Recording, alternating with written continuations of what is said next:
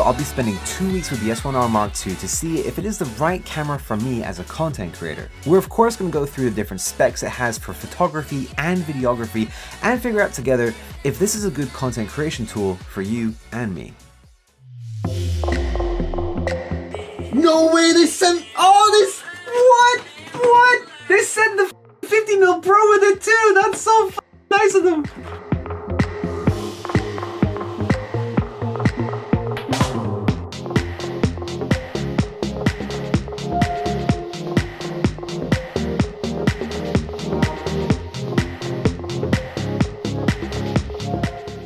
Now, to provide some context, I am a aspiring full-time YouTuber, and my go-to cameras at the moment are the S9, which I love this camera, its size and functionality, and it comes in colors. Like, this is a great camera. The S5 Mark II was my first Lumix camera and is still my die-hard favorite because this and that are basically the same. The S1R Mark II is meant to be a step up dramatically in terms of price as well as specs. The S1R Mark II starts at around $3,000, 3,000 pounds. You know, you expect quite a bit more for your money considering the S9 is 1,500 pounds and the S5 Mark II is 2,000, I think, still around there. So $1,000 more, 1,000 pounds more, what do you get for your money? The first thing is the high resolution sensor. 44 megapixels means my photos are gonna be banging, so my thumbnails will always look great. Now, do I need 44 megapixels for thumbnails? No. If you didn't know, YouTube requires that your thumbnails be 2 megabytes or less. So really 44 megapixels is kind of being wasted, you could argue. And it's true, it is.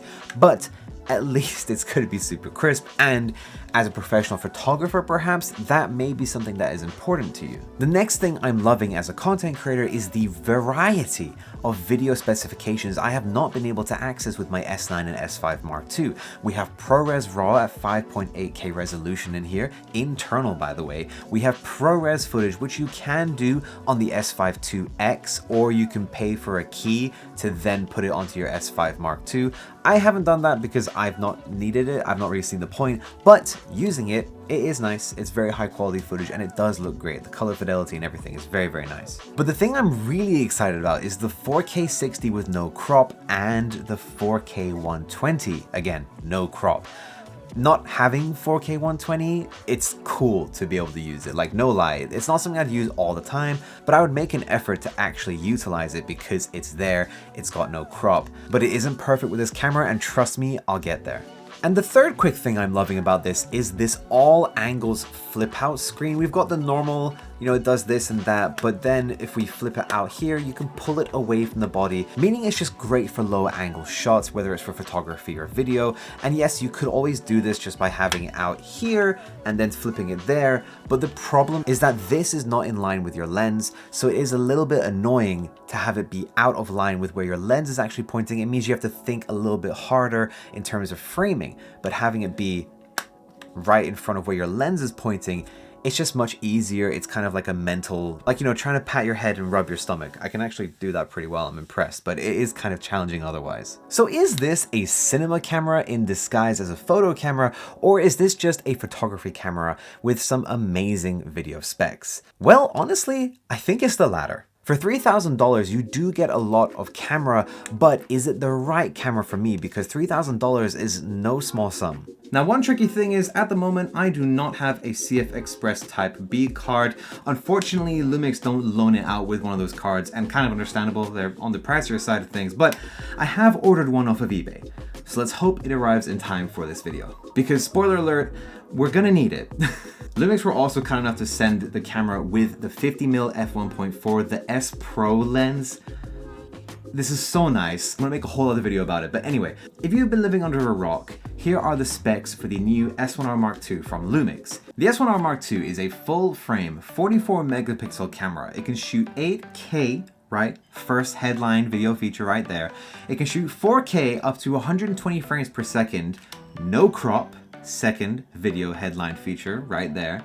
And it also has a high dynamic range, like dynamic range boost mode, which is very interesting. It gives you an extra stop of dynamic range. You lose a bit of speed in the rolling shutter to compensate, but I'll share my findings about that later, like everyone on the internet has done so far. This camera has a lot going on in terms of reworked ergonomics. Some things from the S5 Mark II that I disliked have been fixed in the S1R Mark II. Loads of dial switches and mode switches, so it's really easy to customize. Up to 5 different custom modes you have for each different shooting mode. So you have photography, then all 5 custom modes, then you have video, then you have S and Q, so you have independent custom, like I'm getting ahead of myself here, but this is really cool stuff. Not to mention a super high 40 frames per second high burst shooting mode for photography. Like, this camera is nuts. Then all the little things, and I'll get to the little things very shortly.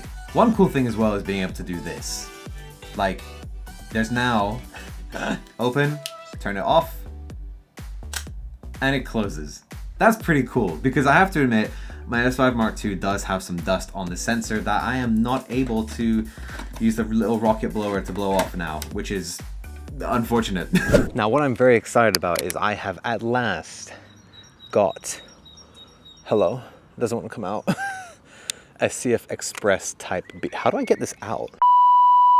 I have got a CF Express Type B card now, which means we can do 8K. It means we can also do ProRes Raw HQ up to 5.8K, and I'm very excited to see what that looks like. I still find it interesting that you have to use a CF Express card and you can't do it via SSD, but I do think it does just come down to the read and write speeds. It's a lot faster with the CF Express Type B card, so it makes sense really. You know, it's just another thing that you may have to buy that can cost you a little bit more depending on how much space you want for those 8K or ProRes Raw HQ shots. It's crazy.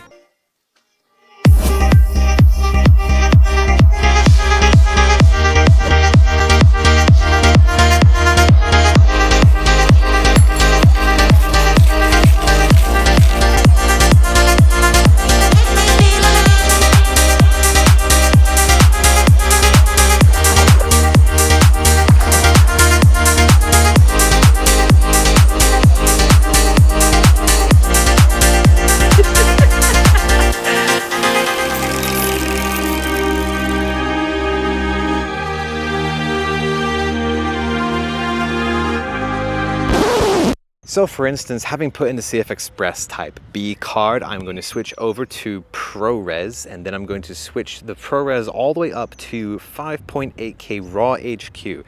Let's take a look at how long it gives me to record. 4 minutes.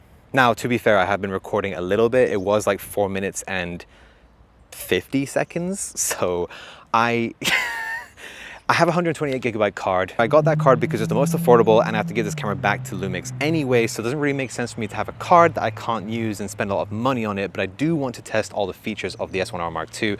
So I got it for you guys for this video, and I'm just gonna make the most of it and get a few key shots in RAW, focus more so on the 8K shots, which do still take up a lot of space, just not as much as RAW does.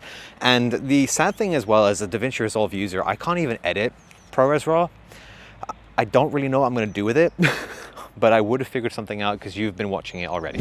Now, as a DaVinci Resolve user, I cannot unfortunately edit ProRes RAW natively, so you can use a converter, but I am not paying £80 just to buy a license so that I can convert these 4 clips that I've only filmed for this video and will never film again. So yeah. Sorry about that. If we could one day get B-RAW inside of these cameras, that'd be great, because that's like native with DaVinci Resolve. So there's that.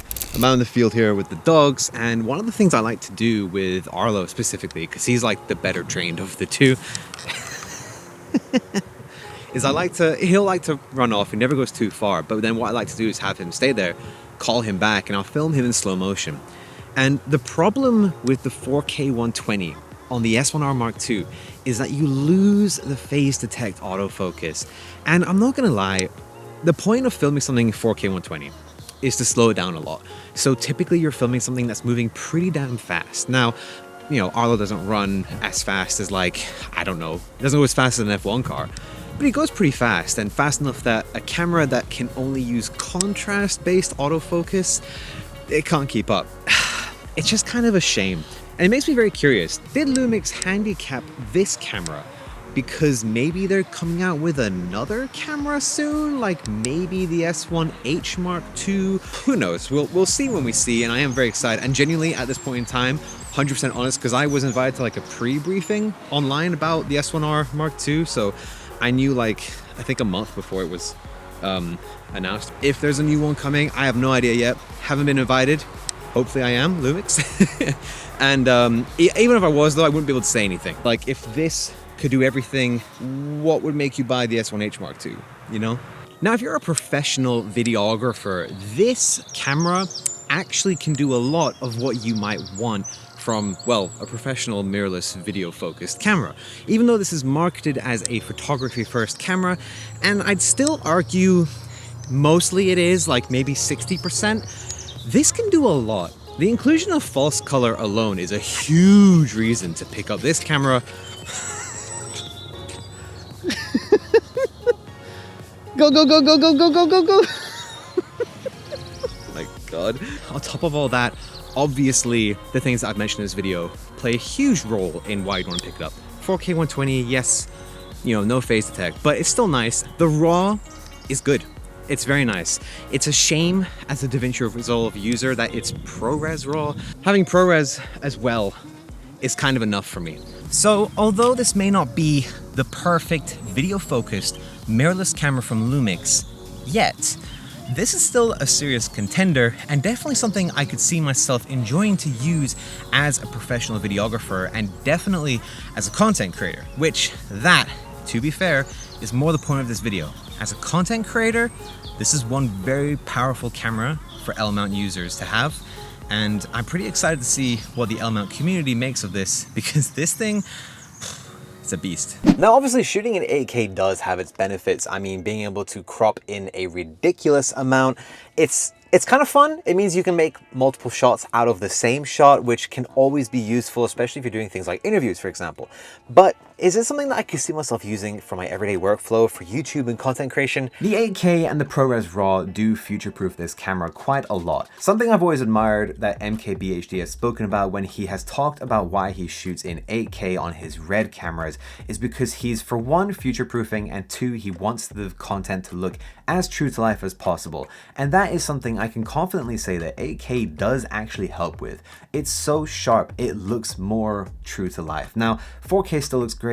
I do not think that I need 8K, and I kind of doubt that you do too. But yeah, 8K is hella sharp, so I see why he uses it, and I see why it's a thing. The difference in native ISOs does intrigue me, going from it being 640 and 4000 on the S5 II and the S9 to then being 200 and 1000, and then with the dynamic range boost turned on being 400 and 2000. It's interesting, and really the way I see it is this would not be my low light camera of choice. If you're going to be doing a lot of low light stuff, I don't, but if you do, perhaps something with a lower megapixel count and a higher second native ISO like the S5 II or the S9 is a better call, because it just will do better in low light, plain and simple. For $3,000, and I know that's not a small number, but I do feel like this is a pretty good deal. It can do a lot of things that a lot of cameras can't do, and a lot of things that other cameras can do for that, but they charge slightly more for. Now I'm gonna try and avoid naming names like brand names, because last time I did that people got pretty mad, and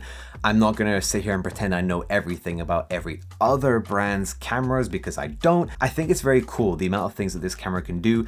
$3,000 is no small sum, like I said, but for what it can do and the improvements that Lumix has made compared to previous cameras that I've mentioned, I do see the value in it for that price tag. I still love my S9 and my S5 Mark II, and they are not going anywhere anytime soon. I cannot emphasize that enough. I think I've been saying that all throughout this video, but I am very, very curious based on this camera to see what Lumix might create later on in the year. If we contrast all of these things with using my S9, for example, this is my favorite social media content creation camera. It's small and it has the exact same image as the S5 Mark II. So really, I only use the S5 Mark II when I just feel like holding a bigger camera, and that's fair, or if I need a big camera. I'm sorry, little guy, I do love you.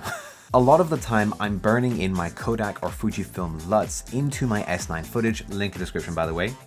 And I am just skipping the entire color grading process by doing that. So not only am I pumping out content faster because it's like smaller file size, less time spent editing because it's less strain on my computer, but I'm also skipping a step by burning in the color. Now, yeah, you can do that with the S1R Mark II as well, but I think it's just a fair point to mention as well. So does the S1R Mark II make sense for me? There's a lot I like about this camera. It unlocks a lot more creative possibilities, but out of everything it offers, and it offers a lot, there are 2 to 3 things that I care about the most. The 8K, the dynamic range boost, and the 4K 120. So here's the real question. Once I give this back to Lumix, am I going to be placing my order for it? No. And here's the main reason. This camera is great. I've said so much about it that is really good. I've said some things that make me not really want to get it, if I'm honest. But there's one thing, and it is delayed gratification. I could buy this camera now and shoot 8K, shoot 4K 120, and 40 frames per second electronic shutter. Ooh, wow, the burst mode is crazy for photography. 44 megapixels, great, sharp images. But this is the S1R Mark II. And out of the entire lineup from Lumix in the past, there was the S1R, the S1, and the S1H.